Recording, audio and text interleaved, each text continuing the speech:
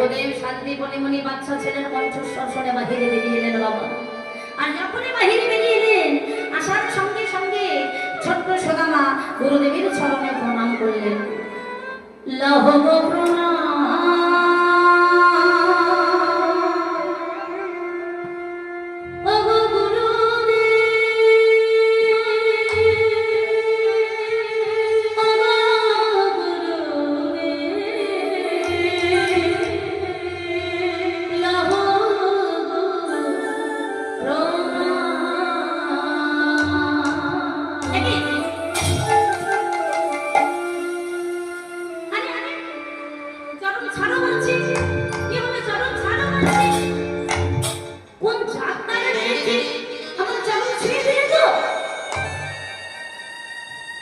মা আমার মনে দাঁড়িয়েছিল।